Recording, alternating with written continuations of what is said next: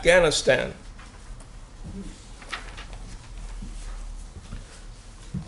War in Algeria, ammunition, battle, army, artillery battery, bombs, bomb-proof, bombardier, bombardment, military bridges,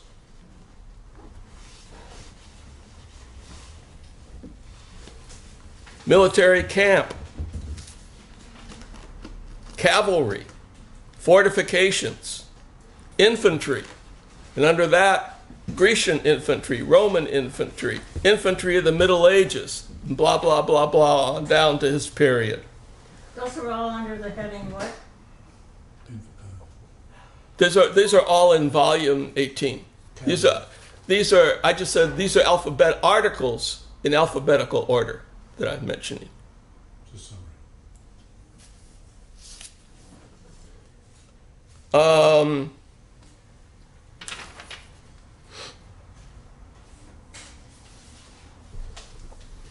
French light infantry, volunteer riflemen, company drill, rifle shooting, French Army, lessons of the American War. No, okay. That's maybe about 20% in this volume of what he wrote. All told, 40% of what he wrote was on the military and war. 40%, which was the largest single proportion of any topic that he wrote on.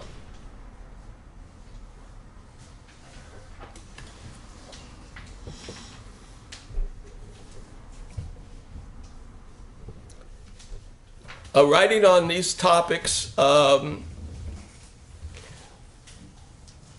it would comprise literally hundreds of newspaper and journal articles, including some written in Marx's name. Most of what Marx wrote on the U.S. Civil War was actually written by Engels. Several books or significant segments of books, substantial commentary and introductions to books and their new editions, and a vast number of pamphlets, letters, and speeches. I say all told 40% of his stuff. This military interest caused Jenny Marx to refer to Engels as the general, which was later used as his nickname by the whole Marxist family and even beyond. Marx himself, citing Engels' writings on the U.S. Civil War, talked about, quote, Engels' War Office in Manchester, unquote. And at one point, Engels considered becoming a full-time military author and not touching on other aspects. His writings appeared in publications in the United States, England, and several European continental countries. Sometimes in military journals, he wrote under another name, leading some European military officers to believe he really was a general. In the United States, when they read some of his writings, usually in English military journals, they thought that he was General Winfield Scott. But no, it's our own buddy. Now, this interest by military folks in Engels extends right down to the present. And I'm not talking about military folks in socialist countries. Okay? I'm talking about military folks in bourgeois countries. Okay? This, which is first read Clausewitz, okay, which is the third one here, which you can get online only if you go to this website. There are a lot of websites which, you know, which say, oh, you can read it for $20 kind of thing. This one has the whole thing in there. Okay, this came out in 2001. And titled First Read Clausewitz, Friedrich Engels, and Early Socialist Military Theory, 1848 to 1870, by Major Michael A. Bowden, which was a master's thesis for his degree in military science at the U.S. Army Command and General Staff College. Let me just read you. Where was that college? It's at Fort Leavenworth, Kansas. Still exists. Yeah. Yeah. It's to train persons who are going into the highest levels of the military. In other words, become generals.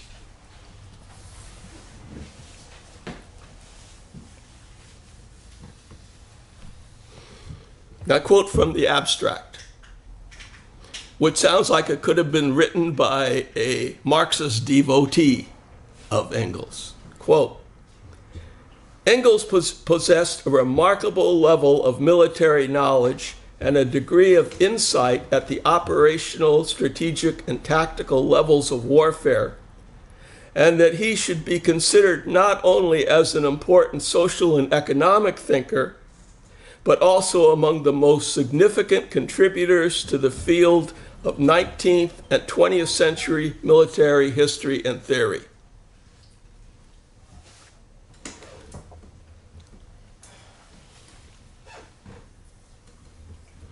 Well, he says a lot of other things too that's related. That's enough, all right, to give you an idea. All right, and you can find a lot of this stuff, right? And I might add, the reason why you can find this stuff like this, because when the military talks to itself, it has to be realistic. When it talks to the public, you can find all kinds of PR and BS. But among themselves, if you read military journals, they're as honest as they can be about the situation, or else they're going to be a lot of dead ducks if they try to fool themselves.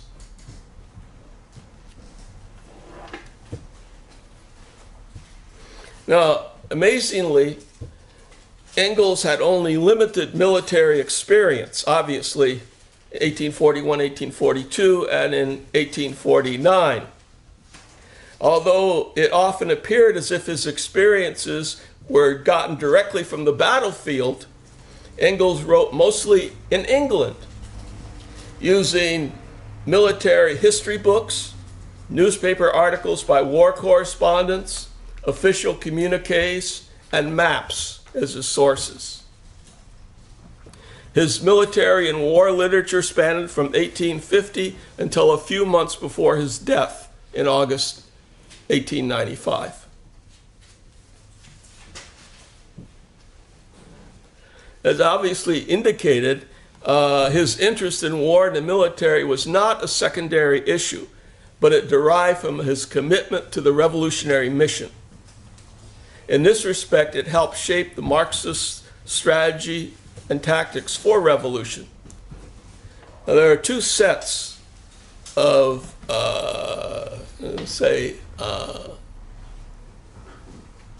approaches that Engels used.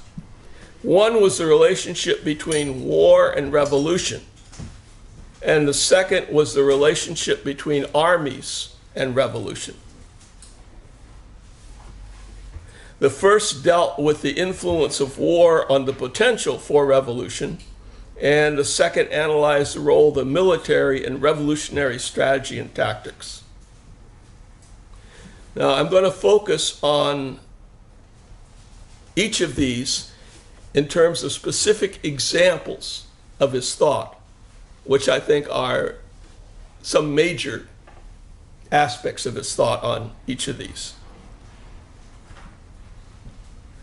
Beginning with his earliest study on the military and revolution, Engels noted the centrality of neutralizing the bourgeois army.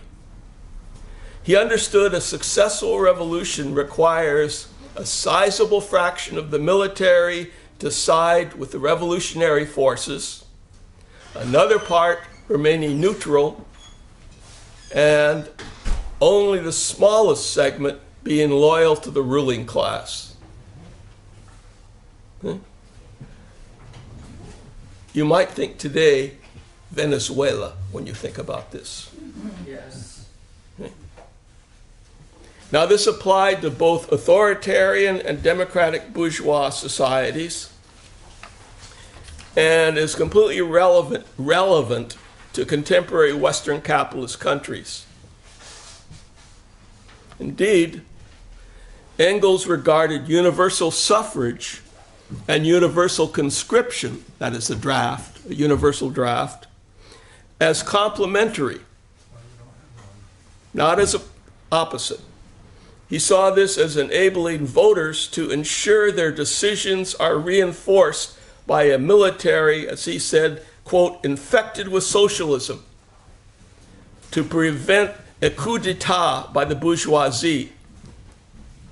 According to Engels, quote, the disorganization of armies and a total relaxation of their discipline has been both a precondition and consequence of all revolutions hitherto.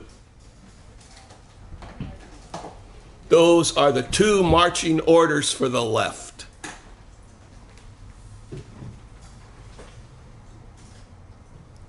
Although many times we don't march to those orders. In most bourgeois societies, Engels anticipated the ruling class would militarily attack the working class movements as the working class movement organizations approached decisive strength. For example, a socialist party gets into electoral power, gets into the legislation, or even gets to be a president. If it gets to be too strong, the ruling class will crack down on it. Okay? So therefore, the military has to be prepared, that is the quote, the socialists in the military have to be prepared for this.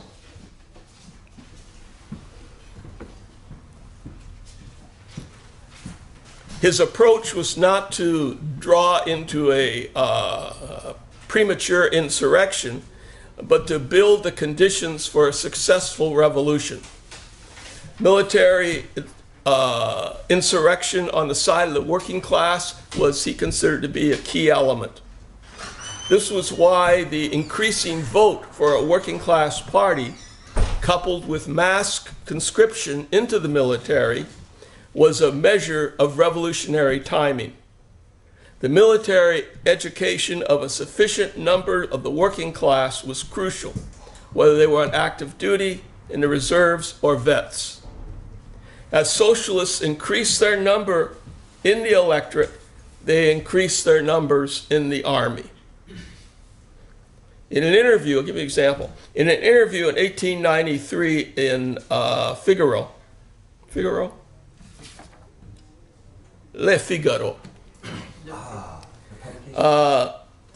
referring to Germany, Engels said the following, quote, there is a steady progression at each election. Now there are tens of millions of voters in Germany, and on the average 7 million who vote. With 3.5 million voters out of 7 million, the German Empire cannot continue in its present form. And do not forget this fact, which is very important. The number of our voters tell us the number of our supporters in the army. With 1.5 million out of 10 million voters already, that is roughly 1/7 of the population in our favor, and so we can count on 1 soldier out of 6. When we have 3.5 million voters, which is not far off, we shall have half the army. Unquote.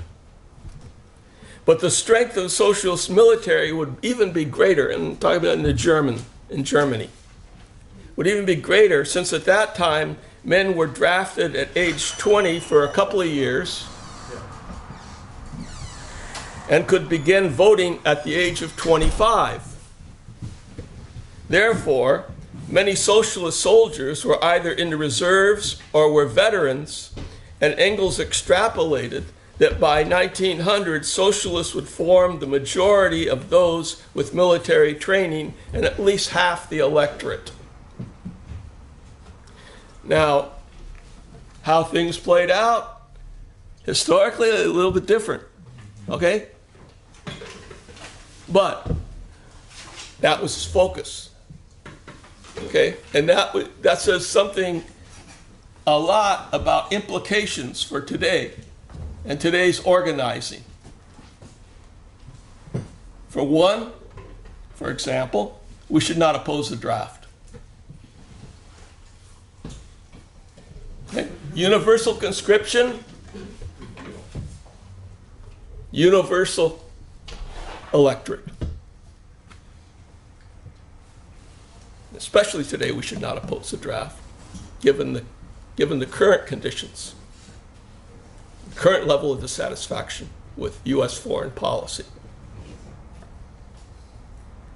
Engels also paid attention to the social composition of the military in terms of the strata of workers and peasants and the regions from which they came. Similarly, he noted the social composition of the electoral patterns to determine the correlation between the social character of the electorate and the military. He realized that these measures were important in evaluating the readiness or its lack among various military and civilian social forces. This careful study was designed to determine when it would be appropriate for armed struggle, with a key variable being the unwillingness of the military to fire on the workers. Engels premised that soldiers are workers in uniform at the point of production of war. Hence, they are, of course, crucial for class struggle both against war and against the capitalist state. In my talk next month, I'm going to elaborate on all that in kind of more concrete detail. A second idea of Engels I want to draw on is the idea of the armed nation. In the last decade of his life, Engels began to see widening destructiveness of war, brought on about by more damaging military technology and mass mobilization, which also made civilians a key target of war. He foresaw a continent-wide European war, which he called a total or world war, which was actually, of course, to become World War I. The outcome, he believed, would be at least a temporary setback for the working class in its movement. This stimulated him to rethink some of his positions, because he proceeded from the assumption that under a capitalist state, there would always be a tendency towards war, which could not always be prevented or controlled. He came to the conclusion that the armed nation was an interim solution pending a socialist revolution. Now, what's the armed nation? The armed nation is another word for national militia, such as existed at that time, and which was largely his model, Switzerland, and which also exists today, right? No standing army, right? Quote, everybody, not everybody, but quote, everybody is armed. They have a modern army, but it's a militia army. They have an air force. They have artillery, tanks, and everything else. They even have a navy to do stuff on their lakes. But anyhow, it's not a regular army. Okay, it's a nation in arms. It's a national militia. The standing professional army would be abolished in favor of this armed population, which he thought would be both less likely to go to war against their working class comrades in other countries or to attack workers in their own country. In other words, an armed working class, even in a capitalist state, right? He wasn't advocating this for some kind of future socialist state, advocating for now. It would be a check against the ruling class. In his article on European disarmament, he elaborated this approach, suggesting that it start in Germany and be broadened to other European countries. This approach became part of the Second International's platform until World War I. It was picked up by Lenin and Trotsky in Soviet Russia, where it was tried into the 1930s, middle 1930s. It also existed, of course, that is, militia existed in the US colonial and post-colonial times until the ruling class was finally able to emasculate it by creating a National Guard in the early 1900s. In every war, from the Revolution to the Spanish-American War, the militia, not the Federal Army, the militia was the dominant force in terms of numbers. I say the militia was destroyed when they created the National Guard. It became a federal. It was all under the states, it became federal.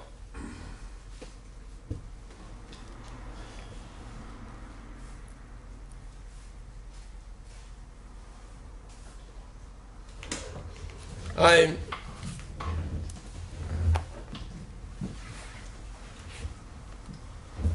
might read you this one little quote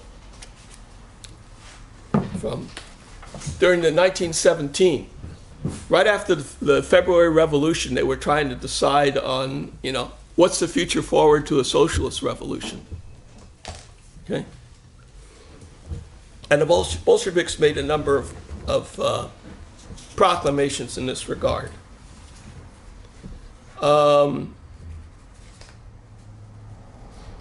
They, for every reason that Engels mentioned, and for which was in the Second International, they rejected the regular standing army. And they proposed a militia of the armed people. And this is a quote from one of their proclamations. "The right to possess arms is in itself an inalienable right, like any other civil liberty. Only reactionaries can insist on any limitation whatsoever being placed on the right of all citizens to acquire and legally make use of weapons."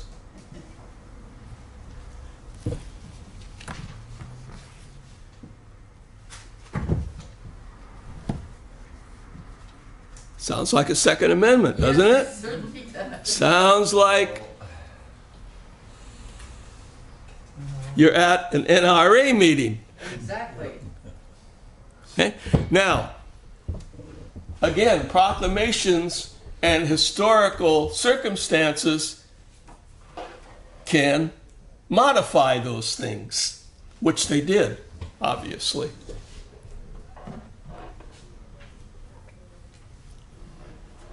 But that was the idea.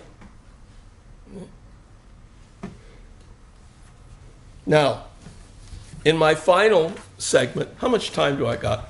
10 minutes. Oh, okay, I can do that. Days, weeks, years. In a final segment, I want to discuss some projects that Marxists who are interested in the military and war should be examining. First is militarism. Some examples of what should be looked at. Militarist foreign policy, the domestic influences of militarism in politics, social relations and institutions, culture, ideology, and the arts, as well as the militarization of the police. Second, anti-militarism. Some examples.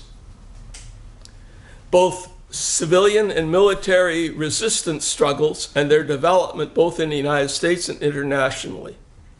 The conditions for the success of these struggles. We know, for example, from recent studies of nonviolent resistance that in various conflicts which were studied, in the majority of cases, nonviolent resistance was successful. In 23%, it was not successful. That's the 23% that we're interested in relationship to armed struggle or the military. Okay? They're not opposed to each other, right? They're not opposed. They're in contradiction, right? Depends on the circumstances when one will be successful or not, and the other will be successful or not. Right? Dialectical relationship. Also, the role of socialist organizations in military organizing and support activities. Military insurrection and its potential for radicalization both within the military and in the wider societies, and strategies for dealing with the internal uses of the military, such as how the military is used for spying, protest demonstration, quote, control, strike breaking, and so forth. Third thing I think should be looked at is war theory and military strategy and tactics. That is, the development of war in different modes of production, the changing types of war in contemporary conditions, such as what we now commonly call long war, small wars, increasing privatization of war in the military via mercenaries, the role of special operations, rural and urban guerrilla warfare, armed self-defense, the coordination of military and nonviolent resistance strategies, new weapon systems, counter tactics against the military. Fourth, I think we should look at military culture. That is, the way of life, the values, the class, racial, ethnic, and gender composition of the military, the contradictions within the military labor unions, which exist in, I'd say, maybe 25 countries now, and enlisted persons consuls within the military, and so forth. Fifth and last, Marxist military thought and its current application. That is, it requires a study of the thought of Marx, Engels, Lenin, Trotsky, Leibniz, Mao, Ho, Che, Luxemburg, Frunze, okay, and all other Marxists who study war and the military, the classical ones. Okay. It also requires a study of contemporary Marxists who look at war and the military. And this is where I usually draw a blank from people. Okay, but I'll name them anyhow. Shaw, Kelder, Goff, Callow, Pomeroy, Mann, and Schwartz, among others. Yeah. Half of them are English, but they're published in the United States. It also should include the study of socialists, proto-socialists, and transitional societies' armies. China, Vietnam, former Soviet Union, Venezuela, Cuba, China? I know, Nicaragua, whatever. Incidentally, I'll be giving a talk in 2 more months on the DPRK in the military, North Korea in the military, which again isn't studied too much in this country, although it's talked about a lot in terms of the, quote, nuke issue. And lastly, I suggest the study of armed resistance to imperialism in both advanced capitalist and third world countries. So in closing, what Engels' analysis requires, in my view, is a systematic elaboration in the conditions of contemporary capitalism and its strategic application to the practice of organizing within the military. That is, organizing anti-war resistance within the military. In the case of the US, this is necessary to enhance the effectiveness of the peace movement in general, to the current anti-war movements in particular, and most especially the role of the Marxist left in these activities. The investigation and application of Engels' war and military thought should be a priority task of Marxists, both Marxists in general as well as Marxist scholar activists. On that note, I shall retire. Okay. I didn't even get a chance to use my 1-minute notice. Are you taking no questions?